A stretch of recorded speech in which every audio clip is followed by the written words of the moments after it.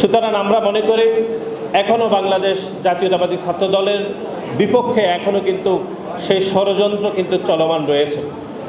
আপনারা দেখেছেন যে গত 2 সপ্তাহ আগে ঢাকা বিশ্ববিদ্যালয়ের বহুল আলোচিত বহু কাঙ্ক্ষিত যে ডাকসু নির্বাচন অনুষ্ঠিত হয়েছে, সেটি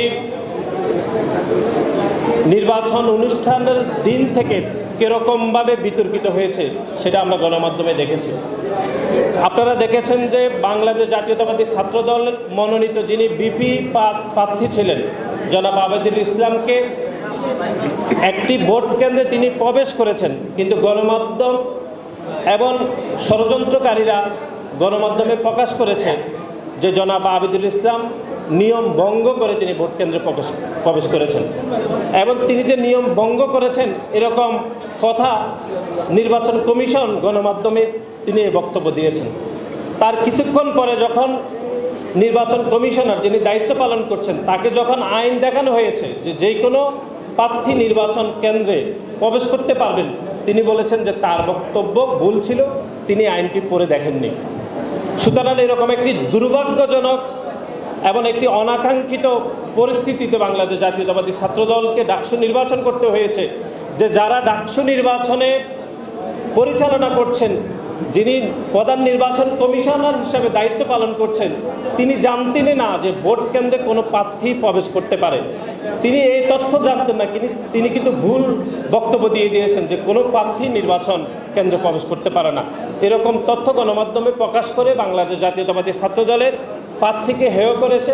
শিক্ষার্থীদের সামনে বাংলাদেশ জাতীয়তাবাদী ছাত্রদলের প্রার্থীকে বিভ্রান্ত করার অপচেষ্টা করেছে স্বয়ং নির্বাচন কমিশনার।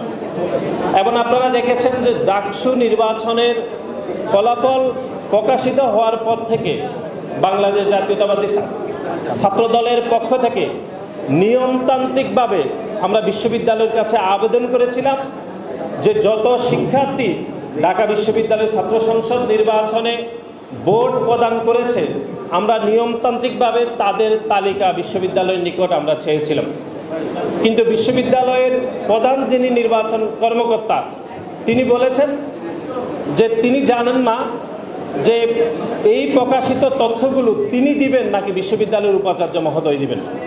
তারপর তিনি 4 ঘন্টা ধরে মিটিং করেছেন। মিটিং করে তিনি বাংলাদেশ জাতীয়তাবাদী ছাত্রদলকে বলেছেন যে তিনি ছাত্রদল যে ডিমান্ড করেছে যে কারা ভোট দিয়েছে এরকম তথ্যগুলো আবেদনের পরীক্ষার্থী আমাদেরকে দেওয়া হোক, তিনি বলেছেন এই তথ্য তিনি দিতে পারবেন না, কারণ তিনি এটি এখতিয়ার না।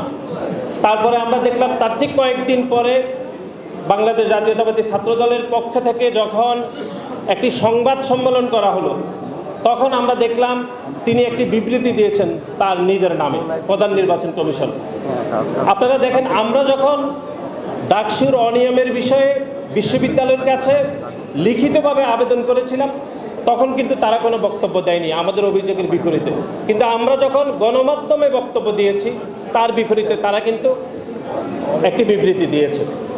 সেই বিবৃতিটি প্রধান নির্বাচন কর্মকর্তার নামে হয়েছে, কিন্তু তিনি তার আগে বলেছেন যে তিনি তার নামে কোনো বিবৃতি দিতে পারবেন না, যত বিবৃতি দিবে বিশ্ববিদ্যালয়ের ভাইস চ্যান্সেলর নাকি সব কিছু দেখবেন।